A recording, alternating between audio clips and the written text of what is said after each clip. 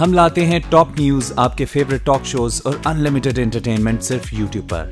अगर आपने अभी तक हमारा चैनल सब्सक्राइब नहीं किया तो अभी सब्सक्राइब करें और बेल आइकॉन को क्लिक करके हमारी लेटेस्ट वीडियोस के बारे में अपडेट जानें। सब्सक्राइब कीजिए और हम आपको लिए चलेंगे आपकी फेवरेट वीडियो की तरफ। इसमें कोई जुडिशरी का जिक्र है तो general Bajwa as army chief जो हैं उनकी ख्वाहिश ये है कि पाकिस्तान उस अमन की तरफ वापस चल जाए जो हर पाकिस्तानी की ख्वाहिश है, और पाकिस्तान उसी वक्त तरक्की करेगा, उसी वक्त ज़्यादा महफूज होगा जब हर इदारा अपना काम आइन और कानून के अंदर रहते हुए बगैर किसी डर और खौफ के अवाम के इंटरेस्ट में करेगा। तर्जुमान पाक फौज ने बाजवा डॉक्ट्राइन की वजाहत कर दी। इसका मतलब पाकिस्तान में अमन का कयाम है। ये हर शहरी का ख्वाब है। इसमें 18वीं तरमीम और अदलिया का जिक्र नहीं। वाज़े कर दिया हर इदारा आईन के तहत काम करे तो ही मुल्क तरक्की करेगा। Army has to do nothing with the NRO. एक सिस्टम के तहत चीजें चल रही हैं। यही तो स्पेकुलेशंस की मैंने बातचीत की है कि जब बातचीत आप करते हैं तो स्पेकुलेशन हो जाती है। आर्मी ने इलेक्शन अनाउंस नहीं करने, इलेक्शन कमीशन अनाउंस करने हैं, उसमें sitting government, interim government. Army election के कॉन्टेक्स्ट में हर वो काम करेगी जो government within the constitution और जो election commission within the constitution in aid of civil power जो कहेगा। फौज का एनआरओ से कोई ताल्लुक नहीं। इंतखाबात का ऐलान इलेक्शन कमीशन ने करना है, आर्मी ने नहीं। डीजी ISPR का ऐलान, कहा आइन के अंदर रहते हुए फौज को जो जिम्मेदारी दी गई वो पूरी करेंगे। मुल्क की माशी सूरत हाल पर तशवीश का इजहार। पाकिस्तान के डोमेन में और फ्रेमवर्क में नहीं आती। When there is a press conference with the ministers और the staff of the prime minister, I will request you कि जरूर आप पूछिए। चीफ जस्टिस और वजीर आजम की मुलाकात फौज के दायरे कार में नहीं आती। मेजर जनरल आसिफ गफूर का सहाफी को जवाब, मुताल्लिका फोरम से रुजू करने का मशवरा दे दिया।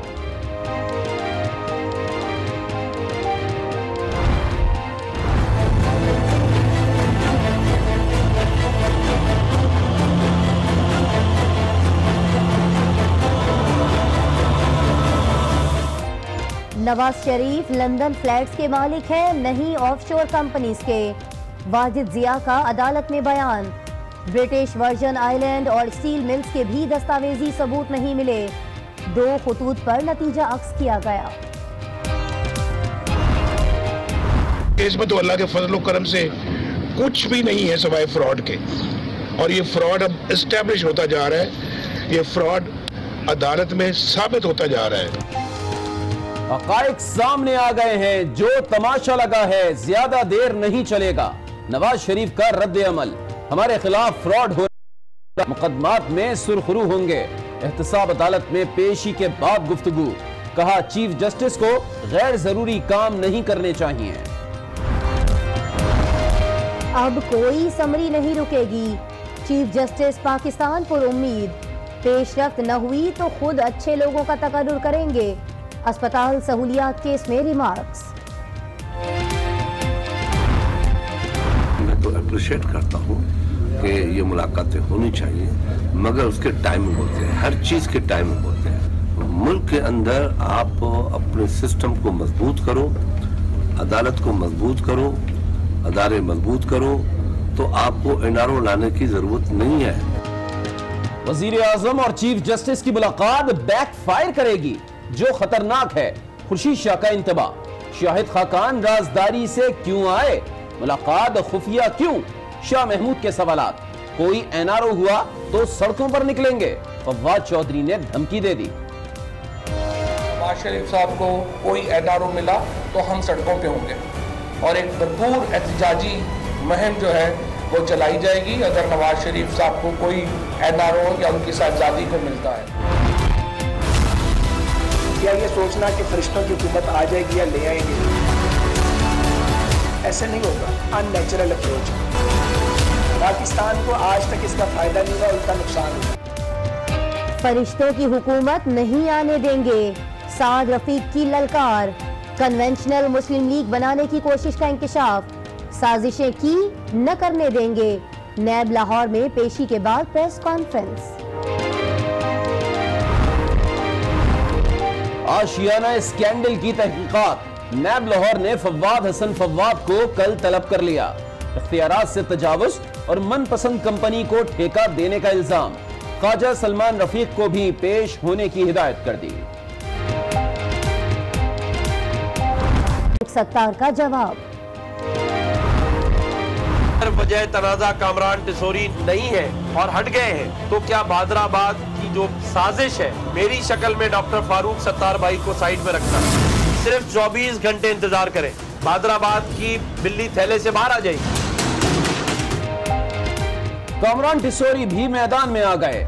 एमक्यूएम के रहनुमा अरबपति कैसे बने सब जानते हैं। भादराबाद 24 घंटे में फारूक सत्तार को सरबराह तस्लीम करे तो पार्टी का हिस्सा नहीं रहूंगा।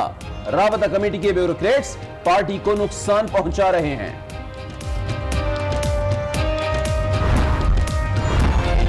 एमक्यूएम पाकिस्तान की 2 अरकाने सिंध असेंबली नाहिद बेगम और नाइला मुनीर पीएसपी के कारवां में शामिल। मुस्तफा कमाल की दीगर अरकान को भी पार्टी में शमूलियत की पेशकश। मैं इसलिए दोनों कैंप्स को मैं दावत देता हूं कि आए मिलकर जो है इसकी जद्दोजहद करते हैं। और अगर हम सिर्फ आपको कम्युनिटीज में बांटेंगे तो फिर शहर में कभी भी अमन नहीं हो पाएगा।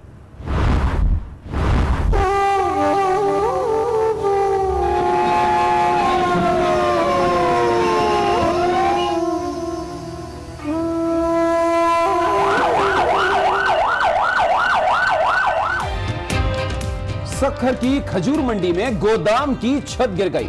9 अफराद जाँ बहक हो गए, 15 से ज्यादा जख्मी, 50 से ज्यादा अफराद दबे हुए हैं। खवातीन और बच्चे भी शामिल। इमदादी कार्रवाइयां जारी। गोदाम को खस्ता हाली के बायस चंद दिन पहले ही सील किया गया था। गफूर कहते हैं कि बाजवा डॉक्ट्राइन का मतलब मुल्क में अमन का कयाम है। बाजवा डॉक्ट्राइन में ना तो 18वीं तरमीम है और ना ही अदलिया का जिक्र है। डीजी ISPR ने आज ये भी वाज़ेह कर दिया है कि जनरल बाजवा की ख्वाहिश है कि मुल्क को अमन की तरफ लौटाया जाए और यही हर पाकिस्तानी की ख्वाहिश है। तर्जुमान पाक फौज ने कहा कि 2018 इंतखाबात का साल है। उन्होंने ये भी बताया कि इलेक्शन का ऐलान फौज नहीं इलेक्शन कमीशन करेगा। अगर तमाम इदारे बिना किसी खौफ के आइन की हुदूद में रहकर काम करें तो ही मुल्क तरक्की करेगा। बाजवा डॉक्ट्रिन सो टू से जो है वो सिक्योरिटी से लेंस है, पाकिस्तान में अमन को बहाल करने के लेंस से है, उसको आगे ले जाने के लेंस से है। ना उसमें कोई 18th अमेंडमेंट का जिक्र है, ना उसमें कोई जुडिशरी का जिक्र है। तो general Bajwa as army chief जो है उनकी ख्वाहिश ये है कि पाकिस्तान उस अमन की तरफ वापस चल जाए जो हर पाकिस्तानी की ख्वाहिश है। ख्वाह वो सिविलियन है, ख्वाह वो हुकूमत में है, ख्वाह वो अपोजिशन में है, ख्वाह वो गवर्नमेंट ऑफिस में है, ख्वाह वो यूनिफॉर्म पहनते हैं, तो सब पाकिस्तानियों की ख्वाहिश यही है, ख्वाब यही है। Army has to do nothing with the NRO। एक सिस्टम के तहत चीजें चल रही हैं। इसके अलावा पोलिटिकल पार्टीज आपस में मिलकर क्या करती हैं या मुख्तलिफ अदारे आपस में मिलकर क्या करते हैं। पाकिस्तान आर्म्ड फोर्सेस एक मोस्ट ऑर्गेनाइज इंस्टीट्यूशन है। इसमें जो बातचीत भी होगी वो हम आपको ऑफिशियल चैनल के तहत बताएंगे। प्लीज अंडरस्टैंड कि 2018 एक इलेक्शन ईयर है, इसमें बहुत सारी इलेक्शन एक्टिविटी होगी, पॉलिटिकल एक्टिविटी होगी, उसको पॉलिटिक्स के डोमेन में देखें। और बाकी जो तमाम अदारे हैं वो अपना अपना काम कर रहे हैं। पाकिस्तान उसी वक्त तरक्की करेगा, उसी वक्त ज़्यादा महफूज होगा जब हर अदारा अपना काम आइन और कानून के अंदर रहते हुए बगैर किसी डर और खौफ के अवाम के इंटरेस्ट में करेगा। आर्मी ने इलेक्शन अनाउंस नहीं करने, इलेक्शन कमीशन ने अनाउंस करने हैं। उसमें sitting government, interim government, it's a political year जिसमें इलेक्शन होने हैं। आर्मी इलेक्शन के कॉन्टेक्स्ट में हर वो काम करेगी जो government within the constitution और जो election commission within the constitution in aid of civil power जो कहेगा। अब बात करते हैं साबिक वजीर आजम मियां नवाज शरीफ की, जिन्होंने कहा है कि उनके खिलाफ चलने वाला केस फ्रॉड है। अल्लाह ने उन पर लगे इल्जामात को धो दिया है, लेकिन फिर भी मुकदमात से भागने वाले नहीं हैं। उन्होंने यह भी कहा कि जो काम चीफ जस्टिस के करने के हैं वो नहीं कर रहे। उन्होंने हुकूमत का काम भी अपने जिम्मे ले लिया है। ये मुकदमा भी आप जानते हैं कि हमारे सियासी मुखालफीन ने दायर किया कि इसमें तो अल्लाह के फजल और करम से कुछ भी नहीं है सिवाय फ्रॉड के। और ये फ्रॉड अब एस्टेब्लिश होता जा रहा है, ये फ्रॉड अदालत में साबित होता जा रहा है। जो कुछ भी इल्जामात थे उनको बिल्कुल धो दिया है जो हमारे खिलाफ। हम अल्लाह के फजल और करम से भागने वाले नहीं है और ना कोई हमने कभी ऐसा कभी सोचा है, वरना मैं क्यों आता इस मुकदमे के लिए बाहर। मेरी वाइफ जो है वो बीमार है, अंडर ट्रीटमेंट है, तो मुझे तो फिर वहीं रहना चाहिए था। मैं आया गया, फिर वहाँ से वापस वापस आया और अब मैं जाना चाहता हूँ तो मुझे नहीं जाने दिया जा रहा। जो मैं समझता हूँ कि चीफ जस्टिस साहब को जो काम नहीं करना चाहिए वो नहीं करना चाहिए, जो करना चाहिए वो ये है जो मैं आपको बता रहा हूँ। और नाज़रीन, एहतसाब अदालत में शरीफ फैमिली के खिलाफ नैब रेफरेंसेस की समाअत हुई। वाजिद ज़िया ने तस्लीम किया कि साबिक वज़ीर आज़म नवाज शरीफ लंदन फ्लैट्स और ऑफशोर कंपनीज के मालिक नहीं हैं। मिल्कियत का नतीजा 2 खतूत की बुनियाद पर अक्स किया, जिसमें से एक पीपल्स पार्टी के दौरे हुकूमत में लिखा गया था।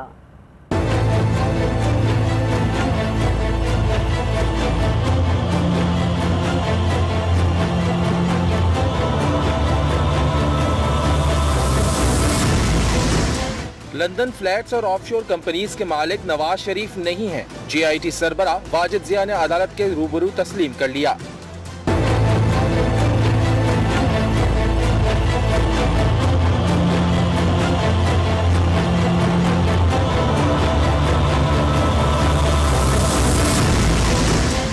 एहतसाब अदालत में नैब रेफरेंसेस की समाअत के दौरान नवाज शरीफ के वकील ख्वाजा हारिस ने JIT सरबरा वाजिद ज़िया पर जिरह की। ख्वाजा हारिस ने नवाज शरीफ की मिल्कियत से मुतालिक ब्रिटिश वर्जिन आइलैंड के मालियाती इदारे और लॉ फर्म मोज़ैक फोंसेका से दस्तावेजात मिलने का सवाल किया तो वाजिद ज़िया ने बताया कि खतो किताबत ब्रिटिश वर्जिन आइलैंड के अटॉर्नी जनरल से हुई। 2012 में पीपल्स पार्टी की हुकूमत ने भी इस हवाले से तहकीकात की थी। 2012 और 2017 के 2 खतूत से ही ये जुज़वी नतीजा निकला कि नवाज शरीफ इन असासों के मालिक हैं, लेकिन शेयर होल्डर्स की रजिस्टर्ड दस्तावेजात कभी नहीं देखी।